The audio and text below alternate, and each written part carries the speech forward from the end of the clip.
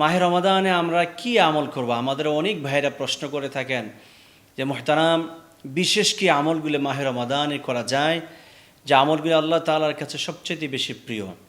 দেখুন, অসংখ্য আমল রয়েছে মাহে রমাদানে যেগুলো আল্লাহ তাআলা খুব পছন্দ করে থাকেন। তার ভিতরে আমার নবী মুহাম্মদ রাসূলুল্লাহ সাল্লাল্লাহু আলাইহি ওয়াসাল্লাম এই মাহে রমাদানে 3টা কাজ স্পেশালি করার জন্য রাসূল সাল্লাল্লাহু আলাইহি ওয়াসাল্লাম তাকিদ দিয়েছেন।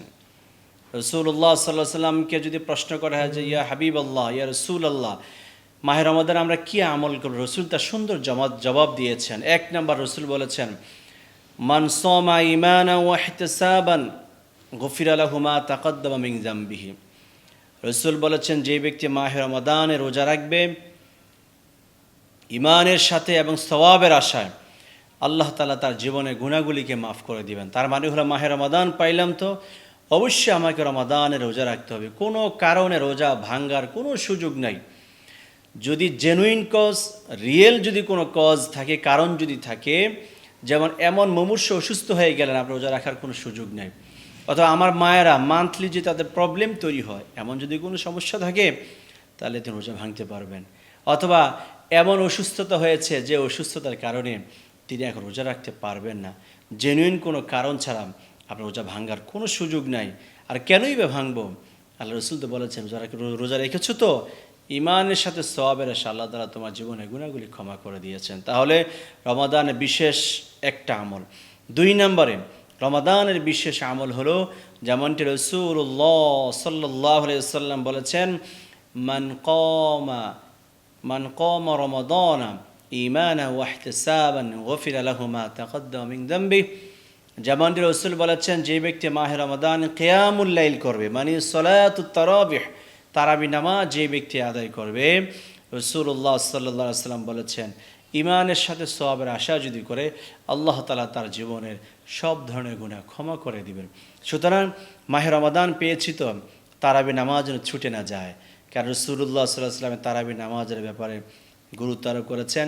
বিশ্বনবীর সাথীগণ, সাহাবে আজমাইনগণ, তারাও কিন্তু খুব শক্তভাবে ধরে মাহে রমাদানে তারাবি নামাজকে তারা বাস্তবায়ন করেছিলেন এবং এমনভাবে তারা নামাজ আদায় করেছেন, মনে হচ্ছে মাথার উপরে তাদের কোনো পশু পাখি, কোনো পাখি বসে আছে।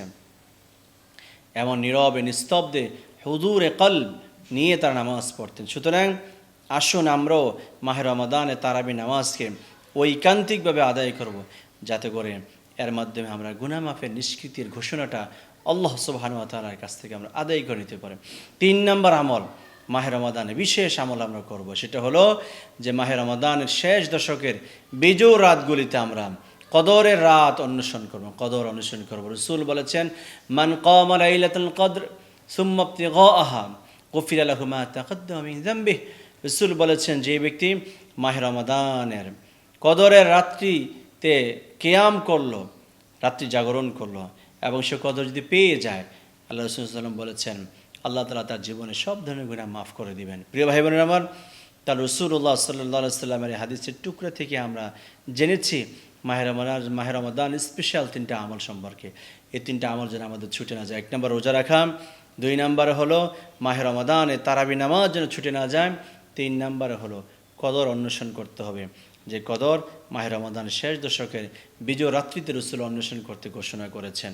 আসুন এই স্পেশাল সময়ে, স্পেশাল মাসে, বিশেষ মাসে রাসূলের দেখানো বিশেষ আমলগুলি দিয়ে জীবনটা যেন সাজাতে পারি, মাসকে যেন সাজাতে পারি, আল্লাহ তাআলা কবুল করুন।